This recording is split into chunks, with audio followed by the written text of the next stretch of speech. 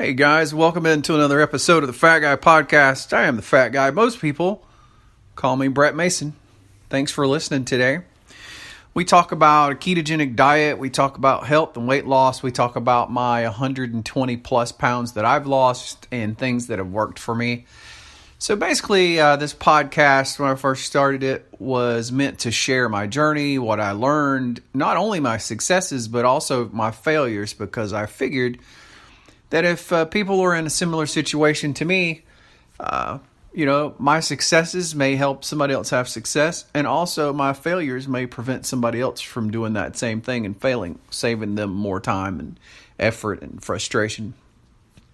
And I think we've been reasonably successful for that.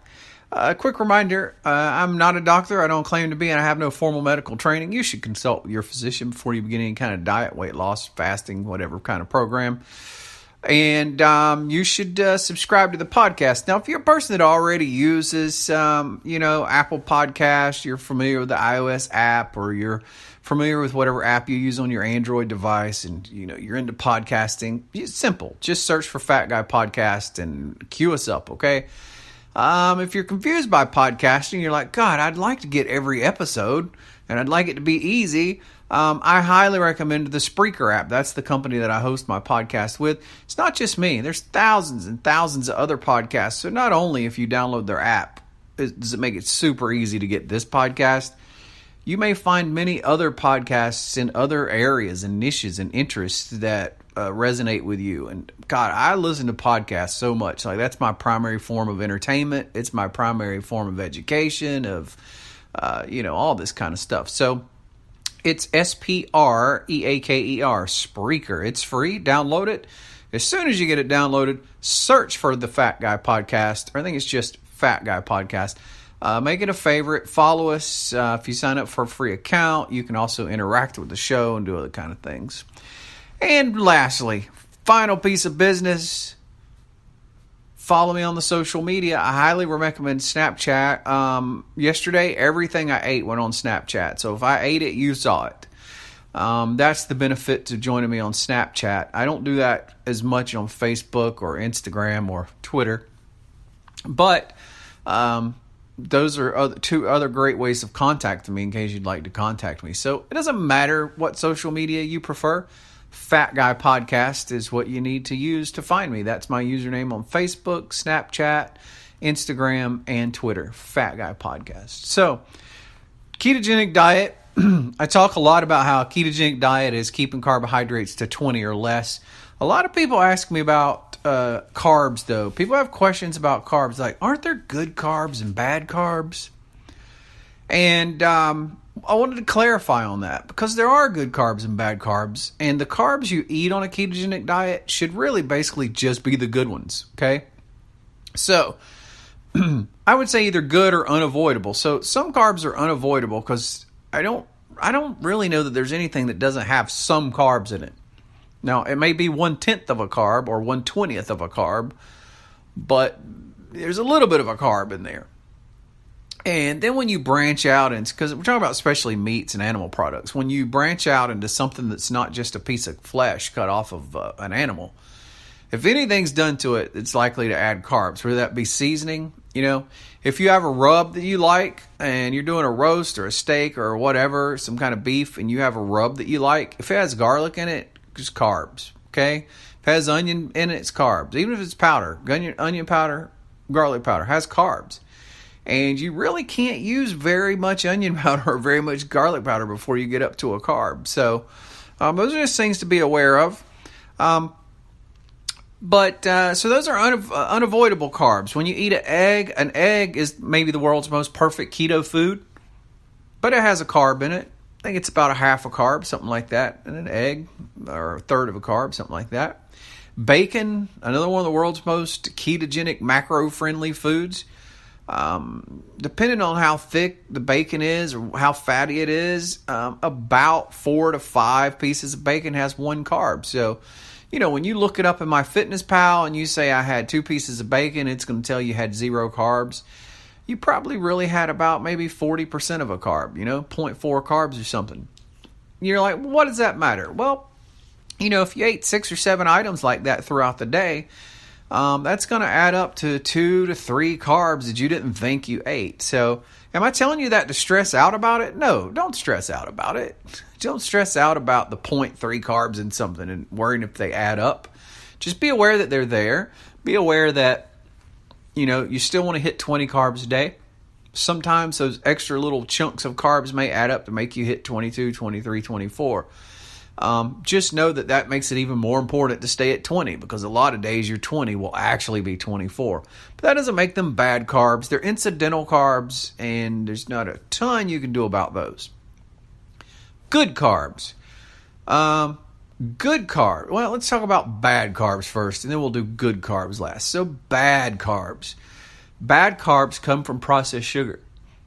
So that's basically any carb that doesn't come from nature. What are you talking about? Well, let's talk about yogurt. Yogurt's considered a health food, right? How do they make yogurt? They fill it full of sugar. There's hardly any yogurt you can get that isn't full of sugar. Not only that, to add insult to to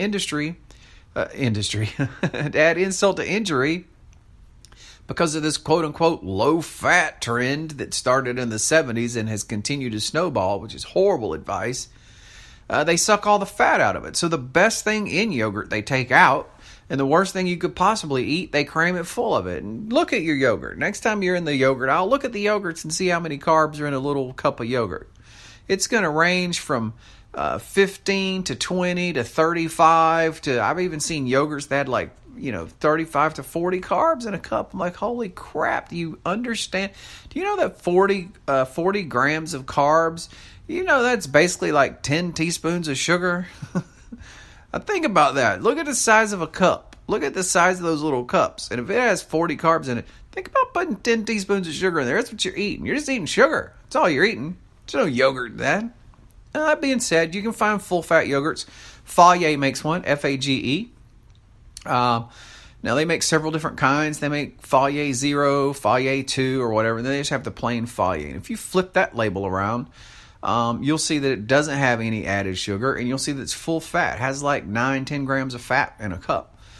So I'm just using yogurt as an example. You wouldn't think of yogurt as having horrible, bad processed carbs, but it does. You just got to be careful. Anything in the middle store aisles pretty much is going to have a processed carbs in it. They add sugar to it. So whether that just be table sugar or whether they list it in another way to try to confuse you and fool you, because there's there's over 100 different names for sugar. Okay. Dextrose, pretty much anything that ends in ose is a sugar. So if you see something on an ingredient level that's ose, with the exceptions of a few artificial sweeteners like sucralose is an artificial sweetener that ends in ose. And there's a couple of others, but pretty much other than those one or two, anything else that ends in ose is a sugar. Okay? So, dextrose being the primary one, you'll see that everywhere. Even so much as the little yellow sweetener packs. Are you a person that likes the little yellow sweetener packs? You think there's any sugar in there? Flip the pack over and look at the ingredients and see what the number one ingredient is. The number one, the most stuff that's in that pack is not an artificial 0-calorie sweetener. No. It's sugar. The number one ingredient in the little yellow pack is dextrose, which is sugar. So they hide it everywhere. Sugar is everywhere, and it's a carb, and it's a bad carb. It's the worst carb. Processed sugar is what has made the country fat. And so think about it. How do you make frozen food taste good? How do you make something that's dried out and crammed into a box taste good? Because it wouldn't be good if they didn't do this. The only way they can make it good is by filling it up with sugar. So here's an experiment for you. I told somebody this the other day. If you want to know if that boxed food that you're buying is good and is full of sugar or not, one of the easiest things you can do is look at the total serving size of grams. So this will vary. The serving size may be 2 tablespoons. It may be a half a cup. It may be 3/4 of a cup. It may be a cup. Ignore that part of it. Right next to it in parentheses, it'll tell you how many grams that is. So it may say serving size 2 tablespoons, 32 grams. Okay, hang on to that number. So it'll tell you that the serving size is 32 grams. So now scroll down to your carbohydrates and see how many grams of carbohydrates is in there. Now I want you to compare that.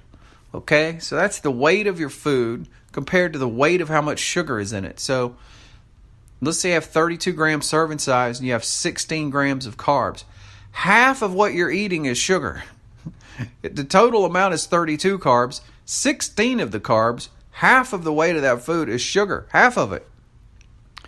In the instances of a lot of cereals you'll look at, it's 70, 80, 90% of it is sugar. I'm not exaggerating. You're thinking that cereal you're buying is something healthy for you because on the front they put how many vitamins and minerals is in it? No, look on the back of it. See how many grams the total serving is. And then see how many grams of carbs are in that serving.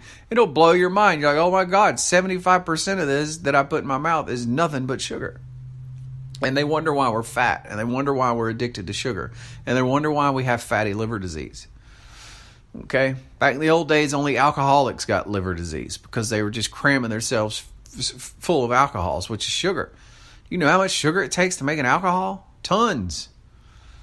And you get the fatty liver disease. And now everybody has fatty liver disease. Everybody has a fatty liver because of the sugar. We're cramming ourselves. Anyway, boy, I could go on about that forever. It makes me so mad what our government and the medical field and the health and fitness field and the dietitians have done to us. Things that they've told us are healthy. It just makes me mad. Because it really isn't our fault. We got here by being lied to, misinformed, under the guise of science. But I digress. So bad carbs. I mean, if it's a processed sugar and it's added to something in a box or a can or some kind of container, it's probably bad. So what are the good carbs? Well, good carbs still affect you. But one, they're a necessary evil to get good food that you need to eat. And two, they react in your body in a way that's way different than processed sugar does. Because nature made them. The carbs you're supposed to eat, nature made for you. And nature did a wonderful job of wrapping them up, packing them in, intertwining it into this complex fibrous matrix. And so when you eat that food, your body has to do so much work to extract the carbohydrates from that fiber matrix that it leaches it out a little at the time, and you get this very slow drip feed of carbohydrate into the bloodstream that is so slow and so minimum that it barely causes much of an insulin response. You don't get a huge insulin respite. So your body isn't bombarded with tons of insulin to try to handle this massive load. Whereas when you eat these cereals that are nothing but sugar, and you eat that and it's processed sugar, bam, straight into the bloodstream. What, you just ate 40 grams of sugar? Guess what? You just put 40 grams of sugar right into your blood. And your body freaks out. It's like, holy crap, I got to rush out a fire truck engine full of insulin to try to deal with this.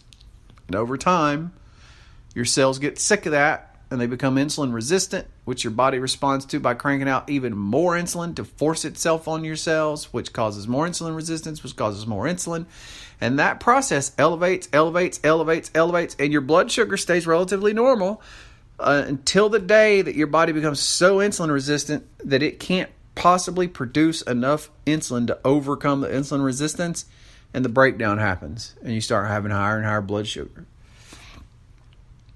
So we're talking about asparagus, we're talking about broccoli, we're talking about cauliflower, we're talking about greens, and that would be, what you like, collard, you like mustard greens, whatever. We're talking about salads with lettuce. We're talking about these type things, okay? What are we not talking about in the produce section? We're not talking about potatoes. We're not talking about carrots. Although you can get by with eating some carrots. Very minimal amount of carrots, I would say. It's better when you're starting keto to just leave them off. Wait till you've been keto a long time and you're really fat adapted, and then you work some carrots in, maybe a few. But basically, carrots are not going to be something in your life. We're talking about turnip roots. You're not going to be eating the turnip roots anymore.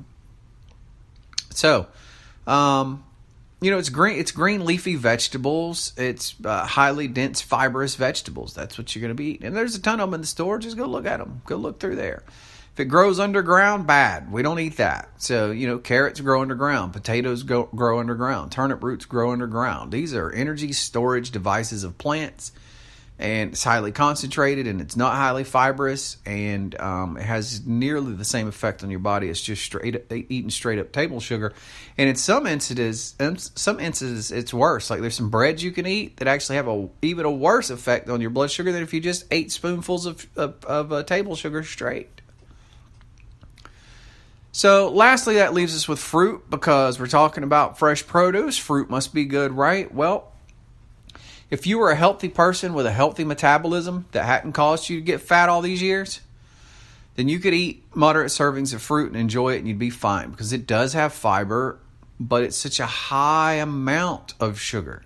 Okay, it's still wrapped in fiber, but the amount of sugar that you're going to find in watermelon compared to the amount of sugar that you're going to find in broccoli is so much different. So first of all, there's not much sugar in broccoli, and what sugar is in there is tightly wrapped up in this fiber matrix, so it's hard to get out. It drip feeds slowly, and there's not that much of it.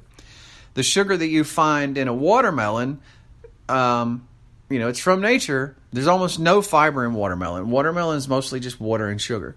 So, and trust me, watermelon is my fruit. I love watermelon so much. But once I learned about my metabolism, once I learned about my insulin resistance and my damage to metabolism and all this kind of stuff, I'm like, you know what? Watermelon is out. Now, again, after you've been keto for a while and you're really fat adapted and you really know keto really well, you can start to add in a few berries. And by that, I don't mean every day. I mean, you can have them once or twice a week, work some into some kind of a recipe or something. So you get a few berries. So what kinds? I would say basically 3, maybe 4.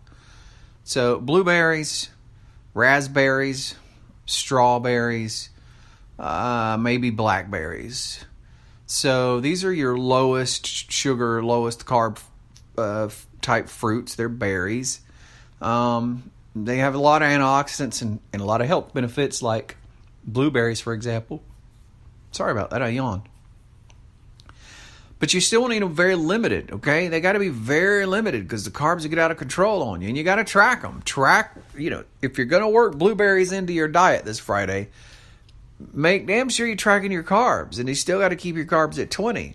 And so by working some blueberries in, you're going to eliminate some other things that you probably normally eat that you like, because it's going to make your carb count go up much faster than if you don't eat the blueberries. So that's going to limit your other kinds of food. So plan on it. But I would say you don't worry about that. You need to go 2-3 months. Go 2-3 months before you start trying to work in borderline things, okay? Get well established. Get very smart about it. Become very educated. Figure out what works in your life. Figure out how to nail keto every day. Make sure you've done it long enough. It's just a habit and you can do it in your sleep and you love it. And you found all these core foods and meals that you love. And so figuring out what you're eating tomorrow is very easy. It's not hard like it was in the beginning. You don't have to stress out over it. 2-3 months into it, it's so easy. You know so many meals that you like. You got so many go-to meals now, go-to recipes, go-to things that you do, that it just has become so easy. And now you can start planning on difficult borderline things, And that would be like working in some carrots or, working in some blueberries or some strawberries, okay? I just wouldn't worry about that for a while. So there you have it. You have incidental carbs, carbs that can't be avoided. You have out-and-out bad carbs that you should avoid at all costs. And then you have healthy carbs, which are a part of a healthy ketogenic diet and lifestyle. And so people think you're never going to get vegetables anymore. Well, if you're thinking about sitting down to a plate of some kind of a meat with corn and mashed potatoes on it, and those are your vegetables, then no, you're not eating vegetables anymore. But I got news for you. Corn and potatoes are not vegetables, okay? So you can still sit down with whatever meat you love and a plate full of vegetables, but it's going to be greens, it's going to be cauliflower, it's going to be broccoli, it's going to be asparagus. It's going to be something like that.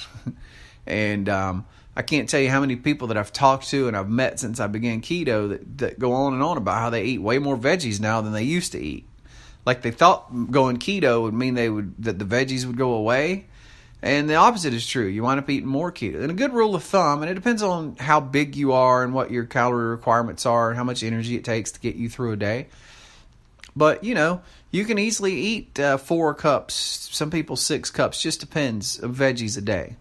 So, your lunch is some kind of meat you love and a, cup or two of vegetables. And your dinner is, a meat you love and, 2-3 cups of vegetables or whatever. So you're getting tons of vegetables. And, you're eating very healthy.